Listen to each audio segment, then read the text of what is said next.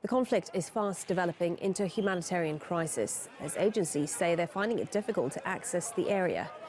Soldiers have allegedly burned villages and killed civilians in a bid to suppress the movement. A clip widely circulating on social media shows two women with an infant being tortured by uniformed men. The authorities have called the video fake news. Let's get more on this. We're joined by Farida Nabourema, who is a freedom fighter and a human rights defender. She joins me now live from Johannesburg. Many thanks for speaking to us on TRT World, Farida. For people who don't closely follow this region of Africa, can you firstly tell us what is going on in Cameroon? Why are people fleeing, so many people fleeing their homes?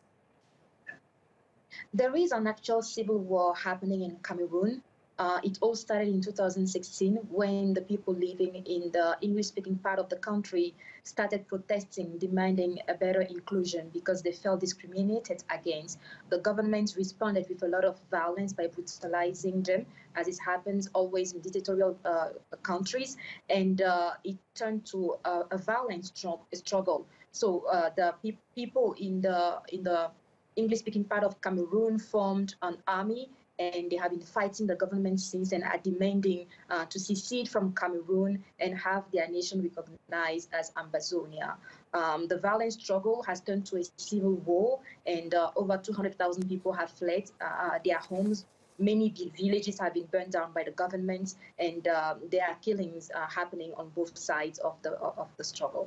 And there's concern now that it's turning into a real humanitarian crisis.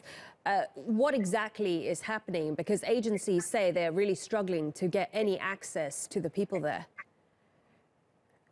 It is actually a deliberate move by the government of Cameroon to silence the protests going on, because Paul Biya himself, who has ruled the country for 35 years and is now 85 years old, making him one of the oldest dictators in Africa, doesn't want to give the impression that he's losing control of his country, because he's also contested in the Francophone part of the country where people are living in extreme poverty and are demanding that he leaves power. As a result, they are trying to keep the impression that they are still in control. They have blocked internet in the Anglophone region of the country for so many times to stop people from sharing information on what is happening. They are also making it very difficult for any international organization and humanitarian groups to reach the area. And at this stage, when you have over 200,000 people who have fled their homes and over 50,000 school-age children that are living in the bush and IDP camps and refugee camps in Nigeria, you cannot say that we are nearing a humanitarian crisis. It already is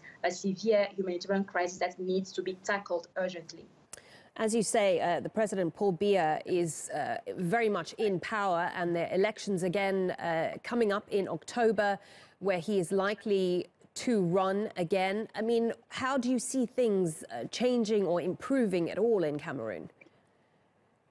The only way I believe that things can get better in Cameroon is to see the end of dictatorship. When people live in a country for decades and they don't have the right to express themselves, they don't have the right to petition their government, they cannot complain about their life conditions, it always becomes very ugly. And that is what we are witnessing in Anglophone Cameroon. We have to be able to allow people have certain civil basic rights, such as freedom of association, freedom of expression, and the right to petition their governments, and also the right to be able to hold their governments accountable. This is something that people cannot afford to have in Cameroon because they live under a dictatorial regime, and the only method that the regime believes they can use is violence, deploying excessive force on civilians. And the world, unfortunately, is not doing enough to pressure the government of Cameroon to stop using such methods, which are only exacerbating people and are only aggravating the situation. So there is only one way out, is to basically push Paul Biya out of power, because after 35 years, he really has nothing left to offer Cameroon. This is a common problem in Africa, isn't it? A wider issue, if you like. I know Cameroon has its own sort of individual issues, but you see this often in Africa, where leaders stick to power and then try and maintain their power in this way. That is absolutely true. This is happening in many countries. Central Africa is the worst. Basically, when you look at almost all the neighbors of Cameroon, except Nigeria, these are regimes that have been there for decades. You have Equatorial Guinea, Gabon, that has been there for over 50 years. You have people, the leaders of those countries, who feel that they are self-entitled and who believe, seriously and genuinely believe, that the country is theirs and they have to rule it as they wish. As a result, they don't feel like sharing power at no point whatsoever, and they believe people must at all costs be their subjects. So basically, we don't even have republics, institutions like that. We have monarchies, self-entitled monarchs who believe that they have the right to rule till the end of their lives, and only them can do better for their country.